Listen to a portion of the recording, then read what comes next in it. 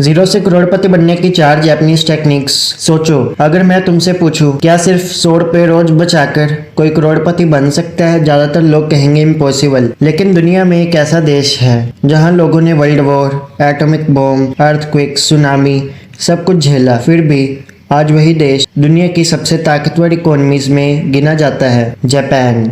लेकिन जापान सिर्फ टेक्नोलॉजी की वजह से आगे नहीं बढ़ा, उसकी असली ताकत उसके लोगों की थिंकिंग है। वहाँ करोड़पति बनने का कोई सीक्रेट फॉर्मूला नहीं है, बल्कि कुछ ऐसी आदतें हैं कि फाइनेंशियल लाइफ बदल देती है। और सबसे अच्छी बात, इनमें से ज्यादातर टेक्निक्स 1 लाख रुपया महीना कमाने वाले के लिए नहीं, बल्कि 15 से 30 हजार रुपए कमाने वाले आम लोगों के लिए भी काम करती है। आज की वीडियो में मैं तुम्हें जापान की 4 सबसे पावरफुल मनी टेक्निक्स बताऊंगा। लेकिन आखिरी टेक्निक मेरे हिसाब से सबसे ज्यादा डेंजरस और सबसे ज्यादा पावरफुल है, क्योंकि अगर तुमने उसे लगातार फॉलो किया तो अगले 10 से 15 साल में तुम्हारी फाइनेंशियल लाइफ आज से बिल्कुल अलग हो सकती है। तो बिना समय बर्बाद किए शुरू करते हैं। Technique number 1, Ikigai. जापान में एक शब्द है इकिगाई, इसका मतलब है सुबह उठने की वजह। अब तुम सोच रहे होगे इसका पैसे से क्या लेना देना, पर बहुत ज्यादा लेना देना है। मान लो 2 लोग हैं, पहला सिर्फ सैलरी के लिए काम करता है, मंडे आते ही उसका मूड खराब हो जाता है। दूसरा इंसान ऐसा काम करता है जिससे उसे मजा भी आता है, वो लगातार सीखता भी है और लोग उसके काम की वैल्यू भी करते हैं। अब सोचो 10 साल बाद किसके स्किल से ज्यादा होंगे, किसकी इनकम ज्यादा होगी और किसके करोड़पति बनने के चांसेस ज्यादा होंगे। यही है इकिगाई का असली मतलब। जापान के लोग सिर्फ जॉब नहीं ढूंढते, वो पर्पस ढूंढते हैं। एक ऐसा काम जो उन्हें पसंद हो, जिसमें वो अच्छे बन सकें, जिसकी दुनिया को जरूरत हो और जिसके बदले उन्हें पैसे भी मिले। अगर इन चारों चीजों का मिलना मुश्किल लग रहा है तो घबराओ मत, क्योंकि कोई भी इंसान पहले दिन अपना इकिगाई नहीं ढूंढ पाता। वो छोटे छोटे एक्सपेरिमेंट्स करता है, नई स्किल सीखता है, गलतियां करता है और धीरे धीरे अपनी सही डायरेक्शन ढूंढ लेता है। और शायद यही वजह है कि जापान में लोग सिर्फ पैसे कमाने के लिए नहीं, बल्कि एक मीनिंगफुल लाइफ बनाने के लिए काम करते हैं। लेकिन सिर्फ सही काम चुन लेना तुम्हें अमीर नहीं बनाएगा, क्योंकि अगर पैसे आते ही गायब हो जाएं तो इनकम बढ़ने का कोई भी फायदा नहीं। इसीलिए जापान की दूसरी टेक्निक पहले से भी ज्यादा पावरफुल है और वही तय करती है कि तुम्हारे बैंक अकाउंट में पैसे टिकेंगे जहां हमेशा खाली रहेंगे। टेक्निक नंबर 2,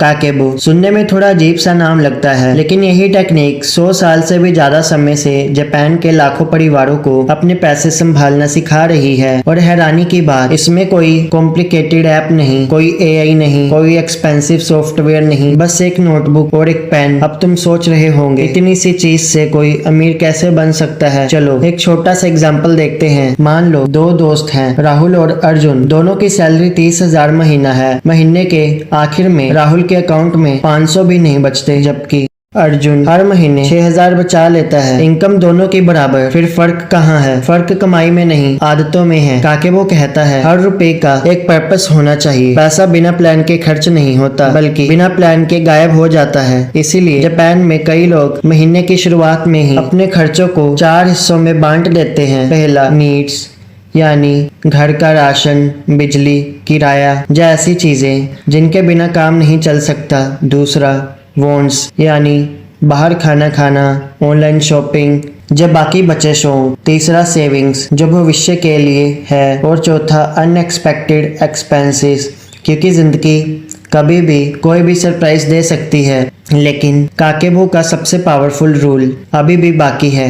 कोई भी चीज़ खरीदने से पहले अपने आप से सिर्फ 4 सवाल पूछो।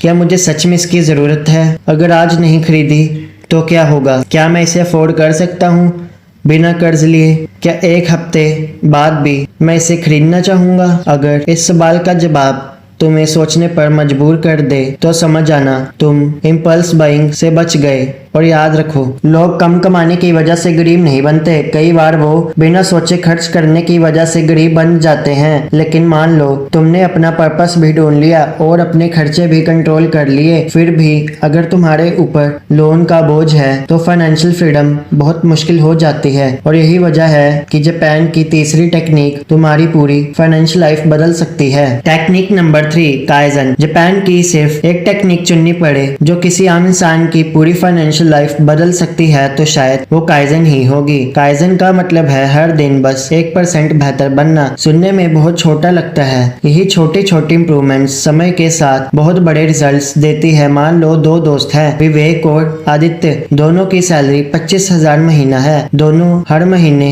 2,000 इन्वेस्ट करते हैं, लेकिन एक फर्क है, विवेक 5 साल तक हर महीने 2,000 ही इन्वेस्ट करता है, जबकि आदित्य हर साल अपनी स्किल्स इम्प्रूव करता है, नई चीजें सीखता है, प्रमोशन लेने की कोशिश करता है, साइड इनकम बनाने की कोशिश करता है और हर सैलरी हाइक के बाद अपना इन्वेस्टमेंट थोड़ा थोड़ा बढ़ा देता है। 2,000, फिर 2,500, फिर 3,000, फिर 4,000। देखने में ये फर्क बहुत छोटा लगता है, लेकिन 10 या 15 साल बाद यही छोटे डिसीजंस लाखों रुपए का अंतर बना सकते हैं। इसलिए काइजन सिर्फ इन्वेस्टमेंट की टेक्निक नहीं है, ये सोचने का तरीका है। हर दिन अपने आप से सिर्फ एक सवाल पूछो, क्या मैं आज कल से थोड़ा बेहतर बन सकता हूँ? अगर जवाब हाँ है तो समझो तुम सही रास्ते पर हो, क्योंकि फाइनेंशियल फ्रीडम किसी एक बड़े डिसीजन से नहीं बल्कि सैकड़ों छोटे सही डिसीजन से बनती है। लेकिन एक आखिरी जापानीज प्रिंसिपल अभी भी बाकी है, और यही प्रिंसिपल तय करता है कि तुम्हारे पास पैसे आने के बाद वो टिकेंगे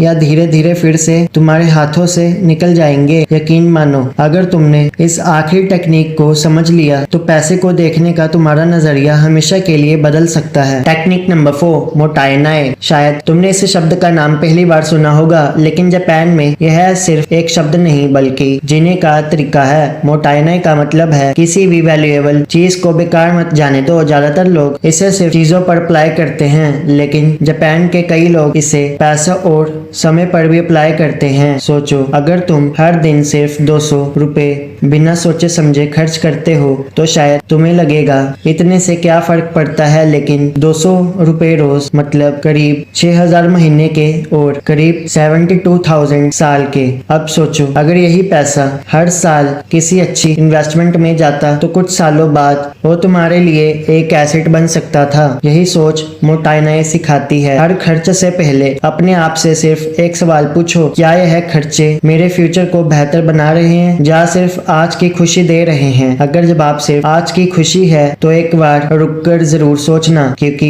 अमीर लोग हर खर्च से पहले उसकी अपॉर्चुनिटी कॉस्ट देखते हैं। यानी अगर मैं ये पैसा यहाँ खर्च कर रहा हूँ तो मैं कुछ खो रहा हूँ, और यही सोच धीरे धीरे वेल्थ बनाती है। तो दोस्तों, आज हमने जापान की 4 पावरफुल टेक्निक सीखी। पहली इकाईगाई, जो सिखाती है पर्पस के साथ काम करना। दूसरी काकाइबो, जो सिखाती है हर रुपए को डायरेक्शन देना। तीसरी काइजन, जो सिखाती है हर दिन थोड़ा बेहतर बनना। और चौथा मोटाइनाई, जो सिखाती है पैसे, समय और रिसोर्सेस किसी भी चीज को बेकार मत करो। याद रखो, करोड़पति बनने का कोई जादुई शॉर्टकट नहीं होता, लेकिन सही आदतें अगर लंबे समय तक निभाई जाए तो वही आम इंसान को जिंदगी में बहुत आगे ले जा सकती है। तो आज से सिर्फ एक टेक्निक चुनो और अगले 30 दिनों तक उसे लगातार फॉलो करो। हो सकता है 30 दिनों में तुम करोड़पति ना बनो, लेकिन तुम्हारी फाइनेंशियल हैबिट्स जरूर बदलनी शुरू हो जाएगी, और जब हैबिट्स बदलती है तो तभी जिंदगी बदलनी शुरू होती है।